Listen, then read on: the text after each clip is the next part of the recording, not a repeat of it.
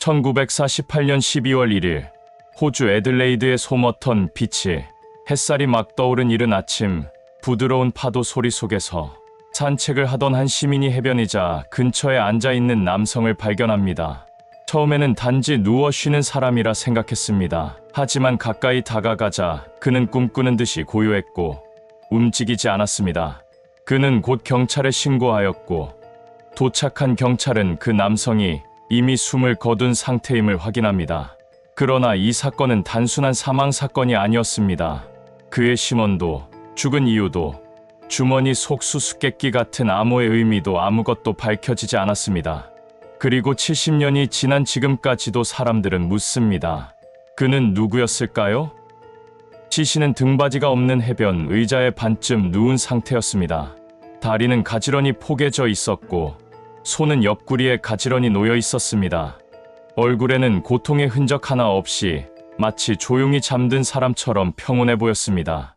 그는 40, 50대로 보이는 백인 남성이었으며 몸에는 고급 양복이 입혀져 있었습니다. 구두는 닦여 있었고 손톱도 깔끔하게 정리되어 있었습니다. 일반적인 불황자의 모습과는 전혀 달랐습니다.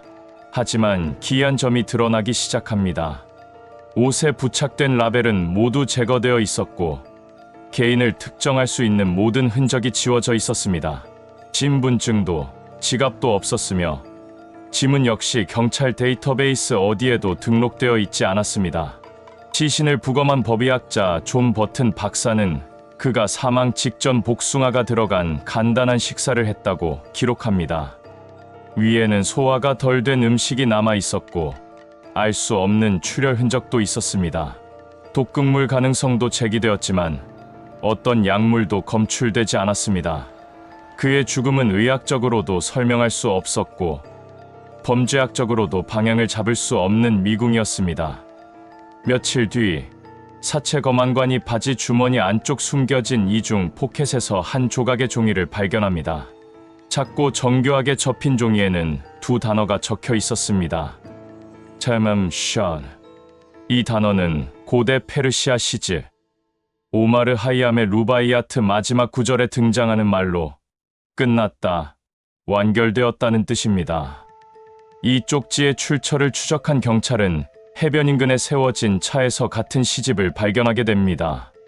주인은 이 차량이 최근 이상한 방식으로 문이 열린 흔적이 있었다고 진술하였고 경찰은 뒷좌석에서 찢긴 흔적이 있는 루바이아트 한 권을 확보합니다.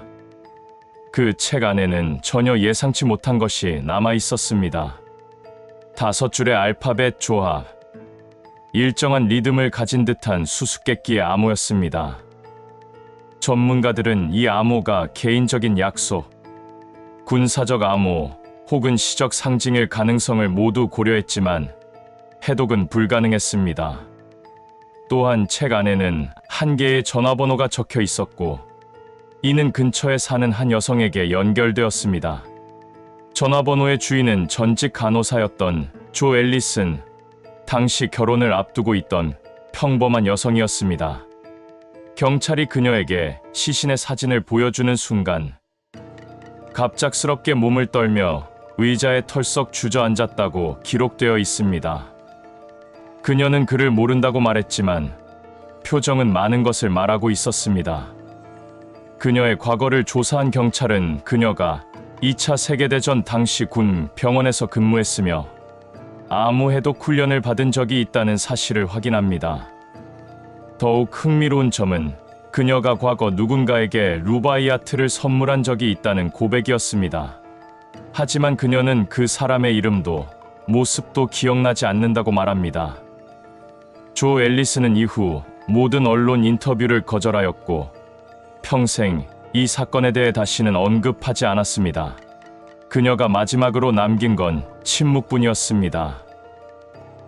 1949년 수개월의 조사 끝에도 그의 신원을 밝히지 못한 경찰은 결국 그를 무명인으로 매장합니다. 애들레이드 웨스트 테라스 묘지의 조용한 한 귀퉁이. 그의 장례식에는 몇몇 수사관과 기자들만이 참석하였습니다. 그의 묘비에는 이름 대신 미확인 남성이라는 단어만이 새겨졌습니다.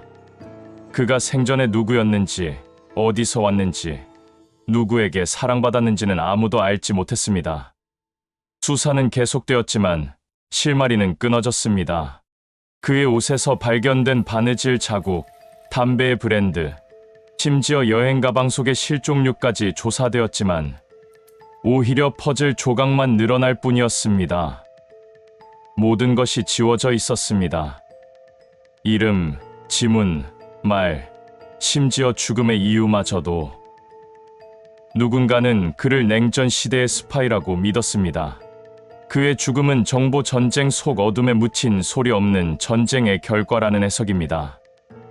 실제로 애들레이드 인근에는 군사 연구소와 해군 기지가 있었으며 그가 죽은 소머턴 해변은 감시가 어려운 외곽 지역이었습니다. 또 다른 이들은 그가 실현 후 모든 것을 정리하고 세상을 떠나려 했던 시인이었을지도 모른다고 말합니다. 루바이아트의 철학, 삶의 허물을 이해했던 한 사람 말입니다. 그의 암호는 정말 비밀 메시지였을까요? 혹은 단지 감정과 감상의 조각이었을까요? 2022년 수십 년 동안 이 사건에 매달려온 데릭 에버 교수와 유전자 족보학자 레이첼 브라운은 놀라운 결과를 발표합니다. 그들은 시신의 머리카락에서 추출한 DNA를 통해 수백만 건의 가계 데이터를 추적하였고 결국 한 사람의 이름에 도달합니다. 찰스 웹. 1905년생, 멜버른 출신의 전기 기술자. 시를 즐겨 썼고 가족과의 연락을 끊은 채 홀로 사라졌던 인물. 경찰 기록에도 실종 신고에도 이름을 남기지 않았던 그는 그렇게 무명으로 죽어야만 했던 걸까요? 그의 이름은 복원되었지만 우리는 여전히 그가 왜 그날 그곳에 있었는지를 알지 못합니다. 그는 자신을 지웠습니다. 마치 세상에 존재하지 않았던 사람처럼. 단 하나의 시집, 찰맴 셔라는 단어, 그리고 한 여성의 침묵만이 그를 증명합니다. 찰스 웹. 이제는 이름을 되찾았지만 그가 왜 떠났는지, 무엇을 숨기고 있었는지는 미궁 속에 남아 있습니다. 우리 모두는 인생의 마지막 순간 자신만의 문장을 남깁니다. 그에게는 그것이 찰맴 셔였습니다. 정말 그에게는 모든 것이 끝났던 걸까요? 아니면 우리에게 또 다른 이야기를 남기고 떠난 것일까요?